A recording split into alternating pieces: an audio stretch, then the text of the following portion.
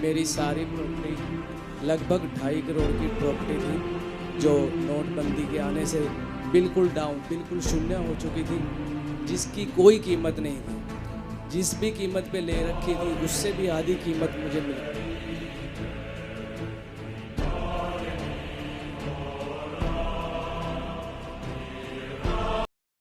हाँ संगत जी, मेरे जीवन में 2017 में इतना भयानक समय आ गया था कि मैं आपको बता नहीं सकता। पर पिताजी की इतनी रहमत हुई तो मैं कुछ 2 कृष्ण में आपको मैं बताना चाहता हूँ। पहला तो ये कि 2017 में मेरी सारी प्रॉपर्टी लगभग 2.5 करोड़ की प्रॉपर्टी थी जो नोटबंदी के आने से बिल्कुल डाउन, बिल्कुल शून्य हो चुकी थी, जिसकी कोई कीमत नहीं थी।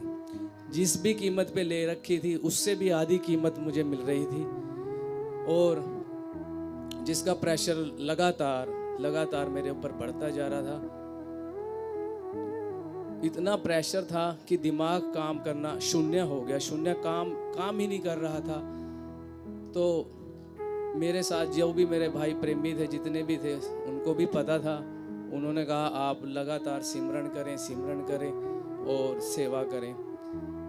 मालिक ने हिम्मत दी, मैं लगातार सेवा सिमरन करता रहा और मन में विचार आया, पिताजी ये प्रॉपर्टी तो चली ही गई है और साथ में 50 लाख का कर्जा जो सिर पे है वो भी चढ़ गया और कोई काम बिल्कुल शून्य हो चुका था, इतना शून्य कि काम था ही नहीं। जो बिल्कुल खास लोग थे, जिनके साथ राम रमैया था, राम थी, वो राम करना ही छोड़ गए। जिस रास्ते से जाता था रास्ता बदल देते थे, मुंह से बोलते नहीं थे, चले जाते थे।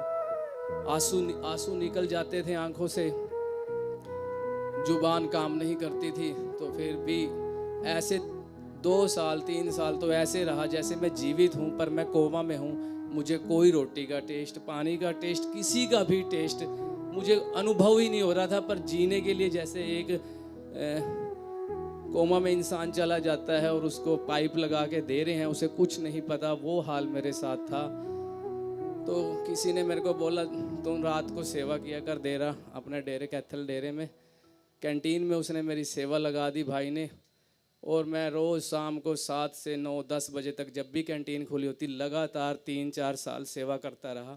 पर मेरे जुबान नहीं निकलती थी, किसी से बोलने का दिल नहीं करता था और मैं हमेशा अपने अंदर ही पिताजी से बात करता रहता था, पिताजी मैं कैसे निकलूँगा। और मैंने कहा पिताजी, एक दिन तो ये भी बोल दिया, पिताजी आप तो कह रहे थे कि लैंटर लगा के देंगे, यहाँ तो लैंटर लगाए ही चले गए, घर की छत भी नहीं है, मैं कैसे व्याख्या करूँ। मेरे रोंगटे खड़े हो जाते थे, मैं रात को उठ के रोने लग जाता था। तो अचानक एक दिन पिताजी आए, दर्शन दिए पिताजी ने और मेरी पीठ पे थपथपाया, बेटा हम तेरे साथ हैं, मेहनत करता रहे, तेरा बाल भी बाका नहीं होने देंगे, तुम लगातार सेवा सिमरन, जो तेरे को वचनों में पक्का है, वचनों का पक्का है, दृढ़ विश्वास है। तो मैंने सबसे पहले तो ओबीडी लगवाने से क्या हुआ, पिताजी ऐसे लगता था जैसे पिताजी का फोन आएगा और मेरे को ही बताएंगे जो मेरे को आज का कार्य करना है या आज कुछ करना है, वो सिर्फ मेरे लिए ही होता था, मुझे तो ऐसे लगता था। मैंने ओबीडी लगवाई, मेरे को हर रोज पिताजी फोन करते और हर दिनचर्या की बात ऐसे लगता कि मुझे आज का कार्य बता रहे हैं। तो मैं उसके अकॉर्डिंग चलता रहा। मैंने सिमरन शुरू कर दिया लगातार, सुबह 1 घंटा, शाम को 1 घंटा।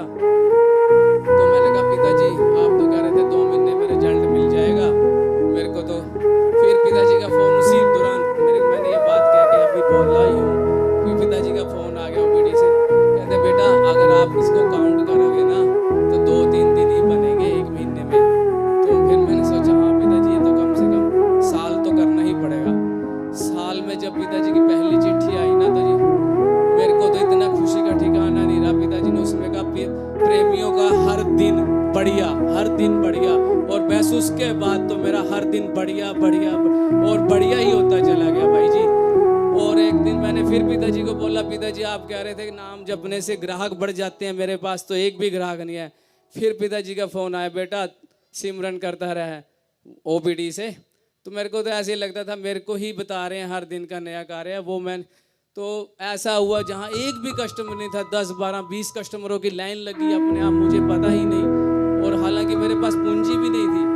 पिताजी ने ऐसा करिश्मा किया कि जो भी आता हम मुझे सामान दे जाता। मेरी कबाड़ी की दुकान है कैथल में, तो वो सामान दे जाता, कहता भाई कोई दिक्कत नहीं, तू बेच के दे दियो हमें, जब तेरे पास पैसे हो तब दे दियो, तू अपना